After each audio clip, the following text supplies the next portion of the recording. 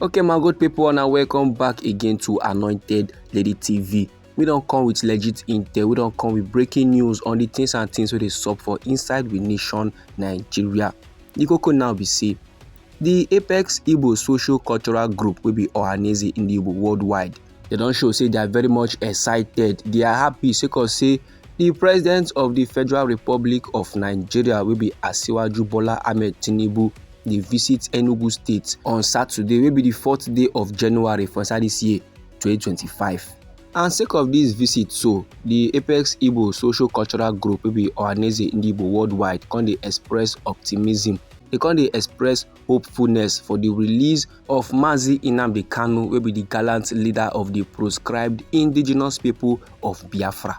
And according to one statement like that, where they issued by the secretary to the Enugu State government, this controversy they go by the name Professor Chidebere Onye, on Friday night on the yarn, said the president go commission some of the projects where they executed by Governor Peter Gbas administration during one-day visit. And commenting on the planned visitation, Ohaneze for one statement like that by their national publicity secretary where they go by the name Alex Ogbonnaya, he not going to express delight, he not going to show say in they happy the way the federal government now don't they smile for the Igbo nation. Because say the federal government they don't do things and things with the Igbo communities. And not be like my good people before it be no day like that. According to how they take writer for inside the statement, Oga Alex the yarn say Ohaneze Ndigbo they express immense delight over the gradual attitude change of the federal government towards the Igbo. And the Ohaneze Ndigbo now they insist say no matter the country where you waka go, if you observe or if you check where you go notice say the outcomes, the effects or products of equity and social justice na national peace, national unity, patriotism and sustainable economic development. In other words, there is hardly any society or group or any nation at all wey go fit do well under severe existential threats such as orchestrated marginalization or relative deprivations and external instigation of insecurity, conflagrations and crisis. So now they are hoping that with the Enugu visit, so the president of the Federal Republic of Nigeria will be Asiwaju Bola Ahmed Tinubu go write his name with gold in the hearts of Ndigbo and all the well-meaning Nigerians. If last he can order the release of the supreme leader of the indigenous people of Biafra, will be Mazi Nnamdi Kanu.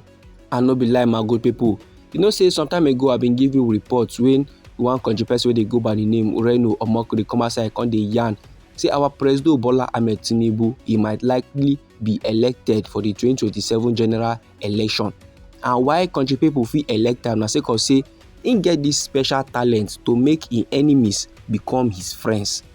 And anybody will be an enemy before the person can turn to a friend. That person they hardly betray him because he get as he be. And according to Oga Reno Omokri, this special ability wey our president Bola Ahmed Tinubu get so now make him one special leader, because others now as human being, if they get quarter with somebody, they go put am for their mind, then they go come carry am for head like dreadlock. They go dey promote grudges. But you see our president Bola Ahmed Tinubu, he go find one means or the other to make sure say him and that enemy reconcile. And as our president Bola Ahmed Tinubu they enter Enugu, the Apex Social Cultural Organization can they yarn they give all Igbo people so may they extend a warm and jubilant welcome to our president Bola Ahmed Tinubu during this inaugural official visit to Enugu State. So my good people, as the Ohaneze Ndigbo now they express delight, they express hopefulness, say last the federal government, our president Bola Ahmed Tinubu go release Mazi Nnamdi Kanu will be the leader of the indigenous people of Biafra. And if you can't be say last or true, our president Bola Ahmed Tinubu can release Mazi Nnamdi Kanu or more. The thing if we make Ndigbo now can they love our president Bola Ahmed Tinubu. And the thing if we can make some Igbo people now can go vote for Asiwaju Bola Ahmed Tinubu during the 2027 general election. You never can tell.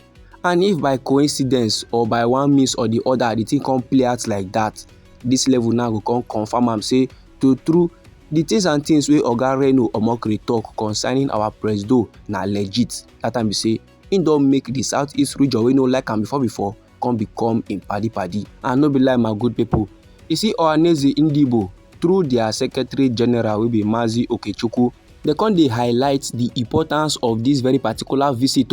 They say na a testament to the commitment of our President Bola Ahmed Tinubu to the Southeast region.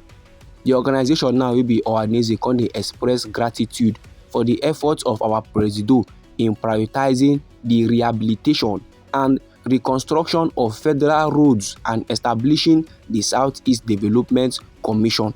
They say these developments now dey symbolize hope, dey symbolize opportunity, and it dey symbolize progress for Igbo people.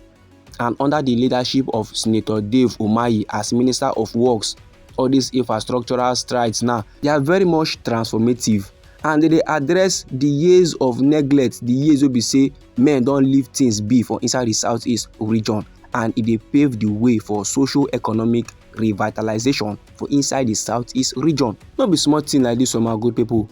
I know say the group wey be Ohaneze, they come still dey yarn say like this now, they don mobilize millions of Igbo people. They dey call them now say make dem come celebrate our President Bola Ahmed Tinubu's commitment to improving the welfare of their region. Ohaneze still dey yarn, dey give the Igbo people say they gats come together to show their unity. They gats come together to show their appreciation and cultural vibrance. Make the Igbo people do the necessary to make sure say our President Bola Ahmed Tinubu feels at home, and make them make sure say our President Bola Ahmed Tinubu know the values of warm welcome and generosity from Igbo people. And the Ohaneze constantly yarn, they give Ndigbo say make them use this one as opportunity. Make them take this visit as a one-time thing to take showcase, give our President, the Igbo nation, their unity, the Igbo nation, their resilience and aspirations them. Because last this visit, they mark a pivotal step toward a prosperous and united Nigeria. Now, if you ask me about all these levels, so with the Ohaneze Ndigbo dey yarn, I go tell you say there's a motive behind them, and that motive be say they want to make our President Bola Ahmed Tinubu mind good, so that last he go come order the release of the Mazi Nnamdi will be the gallant leader of the indigenous people of Biafra. Or maybe they just dey do the normal levels, because our President Bola Ahmed Tinubu last he na president of this our green white green country wey be Nigeria. So, and no matter the gree, the Southeast region still dey for inside our green white green country wey be Nigeria. But anyhow the matter be you for body, anyhow this informate be you, feel free make it drop am inside our comment section. No, so now we be Anointed Lady TV. Now they like give on a legit intel on the things and things so they go on for inside with nation. So if you like this update and you would like to receive more, try make you subscribe to this channel and try make you put on the notification bell, so that as they come with more news, now you go first get the info and you go even get. Meanwhile, me they come inside again with another legit intel for you, my good people. Try make it no go anywhere.